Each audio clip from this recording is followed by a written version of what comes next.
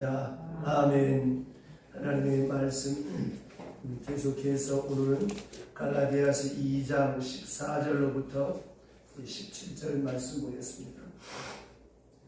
갈라디아서 제2장 14절로부터 17절. 그러므로 나도 그들이 복음 진리를 따라 바르게 행하지 아니함을 보고 모든 자에서 개방이 이르되 내가 유대인으로서 이방인을 따르고 유대인답게 살지 아니하면서 어찌하여 억지로 이방인을 유대인답게 살게 하려느냐 하였노라. 우리는 본래 유대인이요 이방제인이 아니로되 사람이 의롭게 되는 것은 율법의 행위로 말미암음이 아니요 오직 예수 그리스도를 믿음으로 말미암은 줄 알므로 우리도 그리스도 예수를 믿나니 이는 우리가 율법의 행위로서가 아니고 그리스도를 믿음으로써 의롭다함을 얻으려 함이라. 율법의 행위로서 의롭다함을 얻을 죄가 없느니라. 만일 우리가 그리스도 안에서 의롭게 되려 하나 죄인으로 드러나면 그리스도께서 죄를 지니하는 자 결코 그럴 수 없느니라. 아멘. 지난 3시간에 걸쳐서 율법과 은혜에 대한 말씀을 함께 공부했습니다. 지난 시간에 그 사도 바울이 아주 당돌하게 초대교회에 아주 기둥 같은 큰 지도자인 그 베드로를 당해서 아주 정면적으로 책망했다 하는 말씀을 11절로부터 14절에 걸쳐서 살펴보았습니다. 자, 왜 이런 일이 있었는가? 이것은 신학 해석이 빈곤하고 또 신학 체계가 아주 미숙한 그런 초대교회에 있어서 있을 수밖에 없었던 일이라고 할 수가 있겠습니다. 다시 말하면 예수를 믿지만 아직 예수를 믿는다라고 하는 그 신앙이 성서적으로 완전히 정리되지 못했다고 하는 것입니다. 그러니까 저와 여러분이 예수를 믿으면서 성경을 보지 않는 거예요.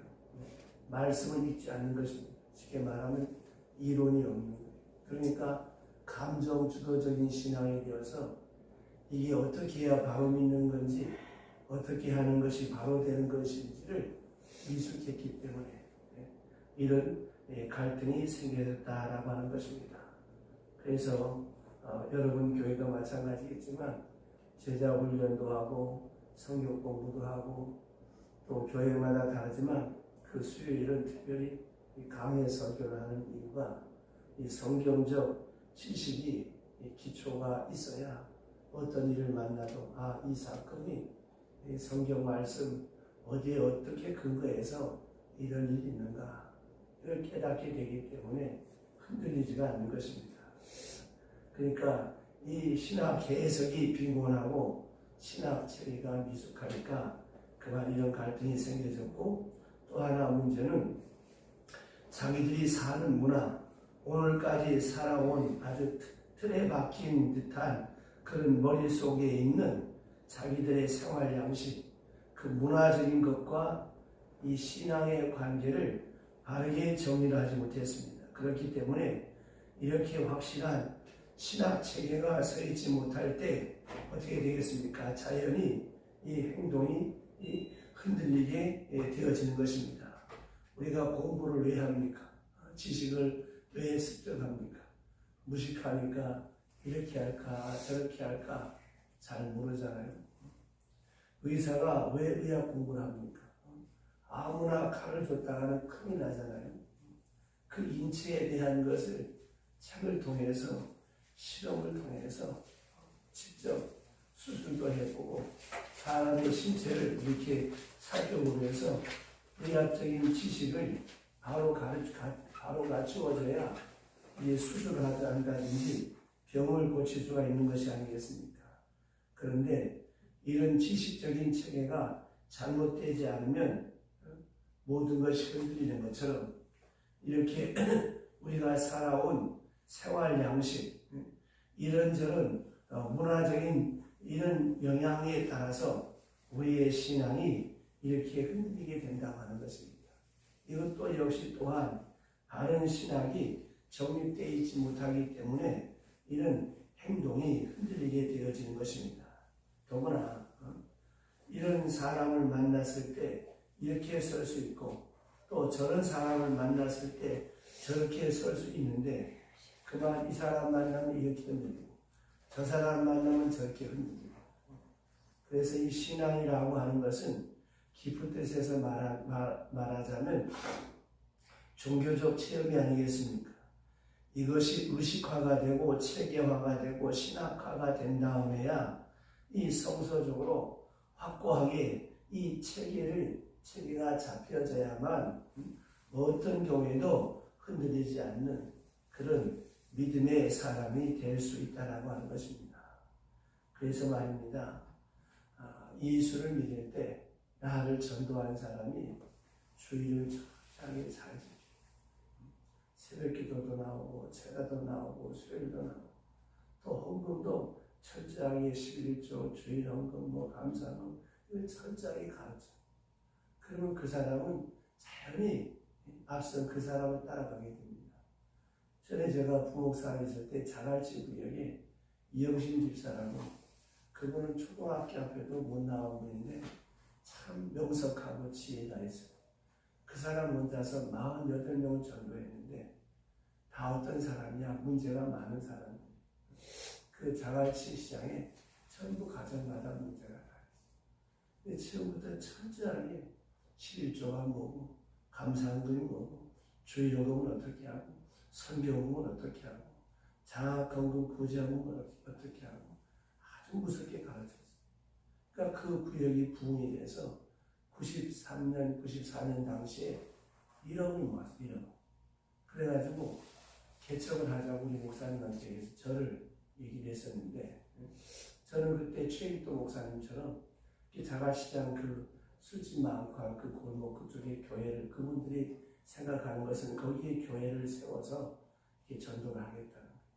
그런데 거기를 우리 목사님 저를 안 보내고 다른 분을 보냈어요. 제가 왜 이 말씀을 드리는가 하면 먼저 믿는 한 사람이 신앙적으로 신학적으로 체계가 바로 서 있으면 흔들리지 않는 거예요. 근데 이게 아무런 지식도 없고 그냥 생각도 없으니까 바람 불면 이리 휩쓸리고 저리 휩쓸리고 제가 자주 말씀드리잖아요. 안 믿는 남편을 전도하기 위해서 어떻게 되느냐 이렇게 질문하면 철저하게 주의를 지켜라. 신랑이 등산 가자 낚시 가자 어디 가자 할 때 안 가면 집안이 시끄럽고 핍박도 있겠지만 그 남편이 속으로 핍박하면서 야, 저 참 무섭다. 저 속에 뭐가 있길래 저렇게 고집불통인가. 핍박하면서 두려워요. 그 사람은 결국 예수 믿습니다. 근데 아유 집안 시끄럽고 비유 맞추면 교회 나오겠지. 가서 같이 등산 가고 낚시 가고 놀러 가고 그러면 그럴수록 그 신앙 마음 속에는 고마워하는 마음 요만큼 10보 있다면 나머지는 저거는 가짜다. 이렇게 되어지는 거예요. 그러니까 내가 신앙적으로 바로 서야 되는 거예요. 그래서 그 이영신 집사는 성경책을 보면 너덜너덜해. 얼마나 성경을 많이 읽는지. 이 예수 믿는 사람들 통계적으로 보면 성경을 너무 많이 읽는 거예요. 그리고 믿습니다. 할렐루야 아멘. 이게 참 얼마나 아이러니컬하고 웃긴 것입니까? 그러니까 우리의 신앙적 체험과 성경적 지식이 바로 서 있지 않으면 이렇게 흔들리고 저렇게 흔들리는 거예요. 이런 면에서 초대교회 베드로는 그 중에 한 대표자라고 볼 수가 있는데 초대교회는 두 문화권에 속한 사람들이 예수를 믿으면서 다시 말하면 유대 문화권과 이방 문화권, 히브리 사람과 비히브리 사람, 헬라 사람. 그러니까 히브리 사람들이 말하는 소위 그 이방 사람들이 예수를 믿게 될 때 예수를 같이 믿으면서도 유대의 배경을 가진 사람이 믿는 그 예수, 그 교회가 있고 또 이방 문화 배경을 가진 사람들이 믿는 그런 기독교, 이 두 교회가 있었단 말이에요. 사도행전에 보면 그런 말이 있습니다. 헬라파 유대인들이라고 하는 말이 있어요. 이 말이 뭐냐면 히브리 사람과 헬라파 유대인 교회가 예루살렘 안에 두 교회가 있었다는 거예요.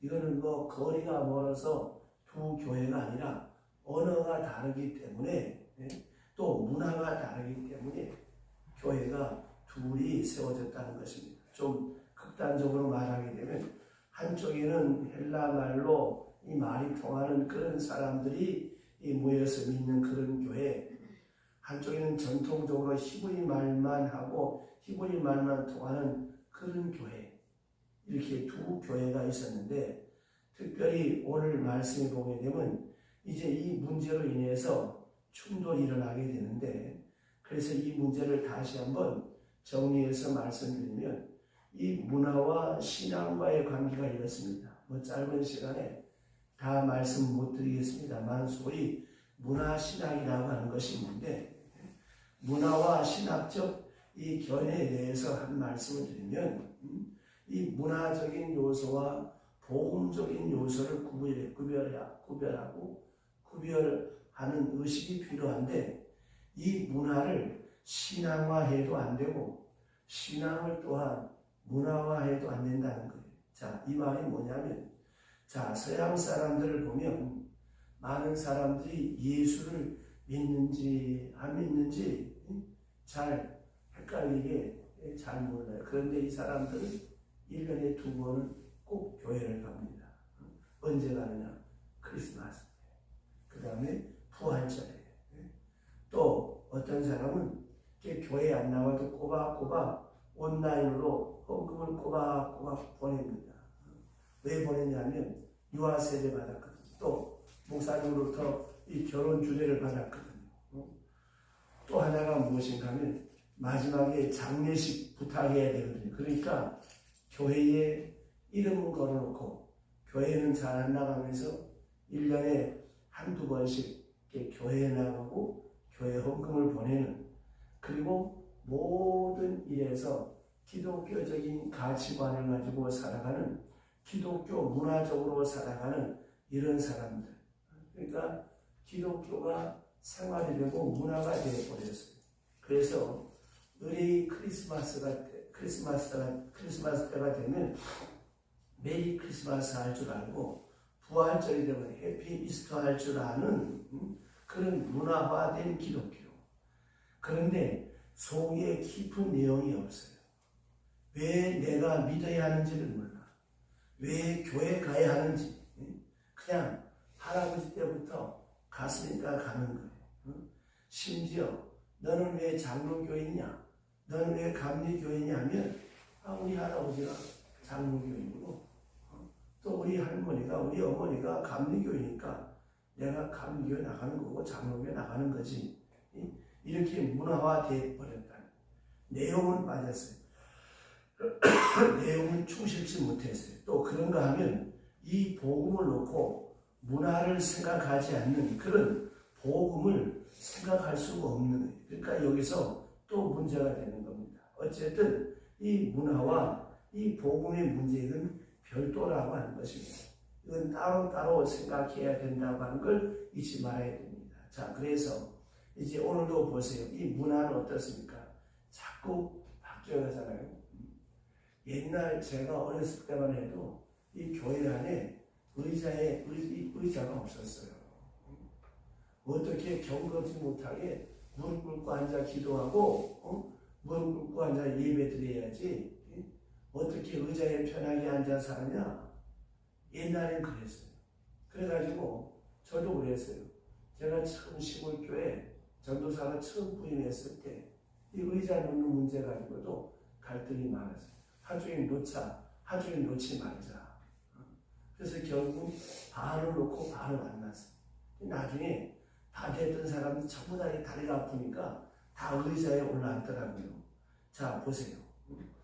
여기서도 우리가 생각해야 될 것이 뭐냐면 이 의자는 무엇입니까? 서양 문화죠. 근데 우리는 신발을 벗고 이렇게 여름에 들어오면 뭐가 문제입니까? 발냄새가 많이 나요. 또 이렇게 앉아있다 보니까 다리가 아픈 거예요. 그래도 불구하고 우리의 한국 사람의 생활 양식은 좌식문화잖아요. 양반에서 앉는 것이고 어른들 앞에는 무릎 꿇고 앉는 것이 예의처럼 이렇게 문화화됐다라고 하는 말씀입니다. 자, 그런데 이거를 놓고 신발을 벗어야 되느냐 신어야 되느냐 이거는 뭐예요? 복음이 아니잖아요. 신을 신어도 그만, 안 신어도 그만. 얼마든지 변할 수 있는 건데 이거를 막 고집을 부리면서 안 된다고 그럼 어떻게 되겠습니까? 이거는 복음과 말씀은 아무 상관이 없는. 또 하나 지금 이렇게 남녀가 섞여 앉아서 이렇게 예배를 드립니다. 우리나라 기역자 교회도 있어요. 왜 기역자 교회냐? 한쪽엔 여자들이 앉고 한쪽엔 남자들이 앉고. 옛날에는 남녀 7세 부동성이었으니까. 그러니까 이렇게 남녀가 구별하던 그 시대는 어때요? 떨어져 안 돼요. 지금은 어디 그렇습니까? 안 그렇잖아요. 이게 다 옛날 문화라고 하는 거예요. 자, 이거를 놓고 이 문화를 복음화하려고 안 된다고 하는 것이죠. 문화의 문제는 언제나 변할 수가 있는 겁니다. 또 여름에 여러분 옛날에 어디 큰 소변 나시는 것을 요새는 옷들이 참 민망할 정도로 이렇게 옷을 입고 다니잖아요. 이것도 가만히 한번 생각해 보세요. 이 옷 입는 것도 꼭 뭐 한복을 입고 두루마기 입어야만 되는 건 아니잖아요. 그거하고 꼭 먹는 상관이 이 시대가 변해서 지금은 옷이 얼마나 편리해졌습니다. 또 옛날에 목사님들이 여자들이 교회 와서 무주를 지나치게 빨갛게 바른 망고라 그랬어요. 근데 그거하고 이 예배하고 무슨 상관이란 말이에요. 그건 복음이 아니거든요. 이건 문화 문제입니다. 그렇기 때문에 오랫동안 굳어진 습관, 익숙해진 습관이 문화인데 이걸 가지고 기다 아니다 그렇게 할 필요가 없고 그러니까 문화 문제와 복음의 문제를 확실하게 구별할 줄 아는 것이 첫째요. 그 다음에 또 한 가지 우리가 어차피 문화 속에 사니까 교회가 성경 공부할 때나 복음을 전할 때나 예배할 때나 모든 일에 있어서 이 문화 속에서 부득불 문화를 통해서 복음을 전하는데 이 문화적인 요소를 언제나 이 선택적으로 사용해야 된다고 하는 거예요. 이 말이 뭐냐면 자기 강단에서도 말입니다. 아무 말이나 아무 언어나 막 내뱉으면 안 되는 거예요. 근데 들어보면 어떤 목사님은 너무 말이 참 저속한 말들이 많이 있어요. 저도 가끔 우리 배 목사님께서 목사님 좀 이쁜 말을 하세요. 제가 가끔 거친 말을 좀 하거든요. 졸린 사람 잠 깨라고 하는데 그것도 참 경건치 못한 것이죠. 그러니까 생각해 보세요. 기독교인들이 복음을 전하기 위해서 사용하는 언어, 아주 순화된 좋은 언어를 골라서 사용해야지. 아무 말이나 함부로 해서 안 되겠지. 아까 제가 기도할 때도 잠깐 언급했던 것처럼 우리의 수많은 대화 가운데 정말 복음을 전하는 요소가 있어져야 되는데 여러분 하루를 지나면서 생각해 보세요. 내가 수없는 말을 많이 했는데 과연 내 말 속에 은혜스러운 말, 복음을 전하는 말이 몇 퍼센트나 있었나? 아마 거의 없을걸요. 이거 우리가 많이 회개해야 돼요. 그 다음에 지금 이렇게 우리가 옷을 입었습니다. 자, 옷을 입을 때도 어떤 옷을 입어야 되겠습니까? 제가 저번에도 말씀드린 것 같은데 여러분 백화점 갈 때 어떻게 하고 가요? 시장 갈 때 어떻게 하고 가요? 시장 갈 때처럼 몸 뺏고 슬립박 끌고 그 백화점 가는 사람 봤어요? 백화점 가면 화장하고 옷도 아주 이쁘게 입으려고 그러잖아요. 왜냐하면 그 환경에 나를 맞추기 위해서. 그렇다면 하나님 앞에 예배할 때도 말입니다. 어떤 옷을 입어야 되겠습니까? 파티할 때 입는 옷을 입어야 되겠어요? 댄스홀 가는 옷을 입어야 되겠습니까? 그래서 어떤 경건한 신앙의 사람들은 이 신앙생활 잘하는 사람은 토요일부터 내일 교회 갈 때 무슨 옷을 입어야 되겠다. 옷을 미리 딱 준비해 놓고 이렇게 하나님 앞에 나오는 그런 성도들도 있습니다. 자, 생각해 보세요.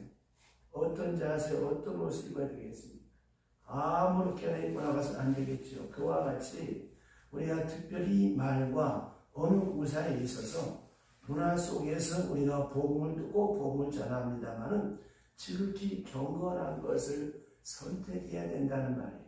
그래서 예를 들면 이 노래를 부르는데도 보세요. 우리 찬송가 가운데 외국 민요가 꽤 있어요. 이 외국 민요가 찬송가 가사만 바뀌어서 들어와 있단 말이에요.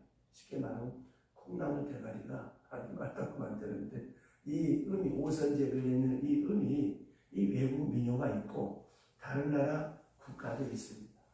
그래도 괜찮은 것이 무엇인가 하면 우리가 그 가사를 모르기 때문에 상관이 없어요. 그런데 만약에 아리랑이라고 하는 곡에다가 찬송가를 썼다. 그러면 찬송 부를 때 어떤 생각이 들겠어요? 아리랑에 대한 생각이 들기 때문에 이거는 안 되는 거예요. 이와 같이 우리가 이렇게 젖어 있는 이 문화 속에 살아가지만 그 문화 속에서 이렇게 경건하게 하나님 앞에 구별할 수 있는 그런 삶의 자세가 있어져야 된다는 거예요. 말도 그렇고 행동도 그렇고 그래서 이 신앙생활에 도움이 되고 경건에 유익한 이러한 그런 생활 양식 이것이 잘 선택되고 정리가 되어져야 된다는 거예요. 그래야 바른 믿음을 지켜갈 수 있고 또 한 가지 이제 이 복음 전파를 위해서 이 문화를 사용하는데 이 문화적인 영향을 받는 것이 아니라 이 문화를 통해서 복음이 전파되는데 자 우리가 이 구원이라고 하는 말을 우리가 씁니다. 그러나 일반적으로 이 구원이라고 하는 말을 사람들이 잘 몰라요.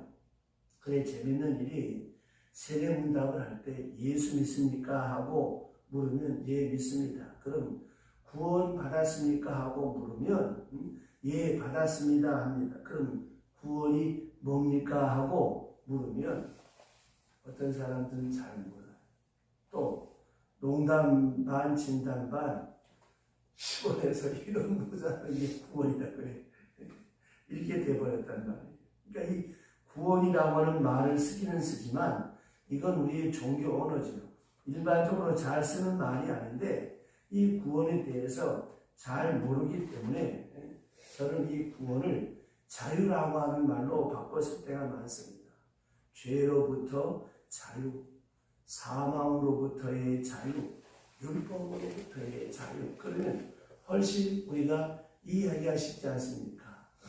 이렇게 우리가 언어나 우리의 삶의 양식에 있어서 성경적으로 경건하고 바른 삶의 양식, 바른 언어, 바른 삶의 자세가 있어져야 우리의 신앙생활에 흔들림이 있습니다. 이런 게 없으면 자꾸만 이런 상황을 만나면 이렇게 흔들리고 저런 상황을 만나면 저렇게 흔들릴 수가 있다고 하는 것입니다. 자, 내일 아침에 또 이어서 보겠습니다. 기도합시다. 하나님 아버지, 초대교회가 동문화권 속에서 전통적으로 예수를 믿는 이 히브리 사람들이 믿는 교회가 있고 이제 이방 사람들이 예수를 믿는 이방 교회가 있었습니다. 예루살렘 교회와 안디옥 교회 두 교회가 있었는데 이제 서로 이 문화적인 갈등으로 인하여서 여러 가지 많은 갈등이 생겨졌던 것처럼 오늘도 우리가 성경 지식이 바로 되지 못하고 우리가 신앙적 체험이 바로 되지 못하면 우리가 살아온 삶의 정황과 문화와 생활 양식에 그만 이것이 이성이 되어서 어떻게 하는 것이 바로 되는 것인지 알지 못할 때가 많습니다. 하나님 아버지, 우리에게 믿음과 지혜와 명철을 더하셔서 너희는 이 세대를 본받지 말고 오직 마음을 새롭게 하여 변화를 받아 하나님의 기뻐하시고 온전하시고 선한 뜻이 무엇인가를 분별할 줄 아는 지혜 있는 성도, 바른 믿음의 삶을 살아가는 성도가 되게 하여 주시옵소서. 때로 하나님 익숙해져 있던 우리의 생활 문화와 습관에 입각해서 우리의 신앙생활이 잘못될 때가 있을 때가 많습니다. 그때마다 지혜와 계시형을 더하시고 또 우리가 말씀을 듣고 묵상하는 가운데 바른 믿음, 바른 신앙, 바른 성도의 삶의 자세를 통하여 많은 사람의 덕이 되고 유익이 되고 은혜가 되어서 우리 때문에 예수 믿고 싶고 우리 때문에 교회 가고 싶고 우리 때문에 하나님 앞에 나오고 싶어지는 사람이 많아질 수 있도록 하나님 축복하여 주시옵소서. 이 아침에도 하나님 마음을 담고 정성을 담고 소원을 담아 무명으로 감사의 물에 바치는 기쁨, 바치는 즐거움을 더하여 주셔서 일평생 바치며 베풀며 사랑하며 살아갈 수 있도록 하늘의 복과 땅의 복을 더하여 주시옵소서. 말씀과 함께 시작합니다. 이날이 복된 날 되게 하옵시고 하나님의 은혜가 충만한 날 되게 하여 주시길 원하옵고 예수님의 이름으로 축복하며 기도드리옵나이다.